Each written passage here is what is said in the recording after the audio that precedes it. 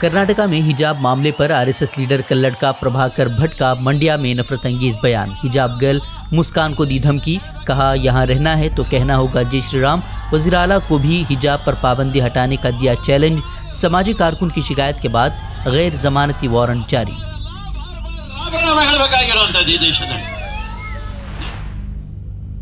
جموں کشمیر کے پونچھ میں فوج کی زیر حراست عام شہریوں کی موت معاملے میں نیا موڑ.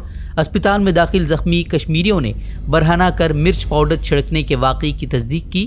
کہا بہیمانہ تشدد کی وجہ سے ایک ہفتے سے نیند آنکھوں سے غائب. 3 شہریوں کی موت کے بعد اب کل وزیر دفاع راجناتھ سنگھ کریں گے اہل خانہ سے ملاقات. متاثرین کے اہل خانہ کو سرکاری نوکری دینے کا بھی وعدہ.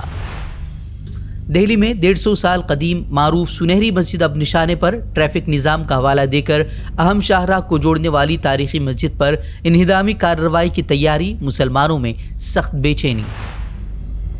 کرناٹک میں کانگریس نے پورا کیا ایک اور انتخابی وعدہ. بے روزگار گریجویٹس کی معاشی مدد کے لیے وعدہ کی گئی اسکیم یووا ندھی کو کیا لانچ. بے روزگار نوجوانوں کو 1500 سے 3000 روپے تک کا ملے گا بھتہ.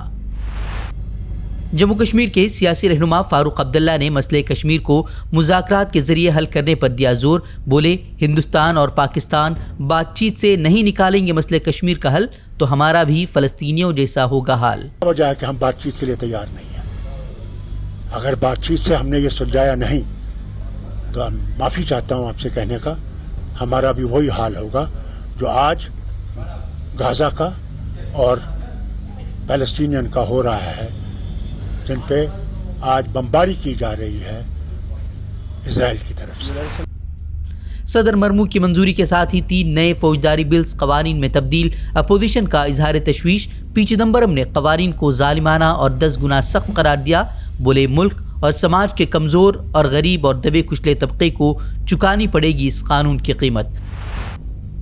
اراکین کی معطلی معاملے میں جگدیپ دھنکڑ کے مکتوب پر کھرگے کا سخت جواب. فوری ملاقات سے کیا انکار. اراکین کی معطلی کو سوچی سمجھی سازش قرار دیا. آئینہ دکھاتے ہوئے ایوان کے وقار کا تحفظ کرنے کی بھی نائب صدر کو دی صلاح. ایوان میں غیر موجود اراکین کی معطلی کو بھی دلایا یاد. ریلوے اسٹیشنوں پر پی ایم مودی کے کٹ آؤٹ کے ساتھ سیلفی پوائنٹ بنانے پر کانگریس صدر کا مودی حکومت پر طنز. خود کی تشہیر کے لیے ٹیکس دہندگان کے پیسے برباد کرنے کا لگا الزام. اتراکھنڈ کے رڑکی میں اندوہناک حادثہ. اینٹ بھٹے کی دیوار گرنے سے 6 مزدوروں کی موت, 10 زخمی, 2 کی حالت سنگین. مسلم دنیا میں اسرائیلی مصنوعات کی بائیکاٹ مہم کے درمیان ترک ٹی وی اینکر کو ٹیلی ویژن پروگرام میں اسٹار بکس کا کپ رکھنا پڑا مہنگا. نیوز اینکر اور ڈائریکٹر دونوں برطرف. انتظامیہ نے کہا عوام کی حساسیت کے خلاف کوئی بھی عمل یا نشریات ناقابل قبول.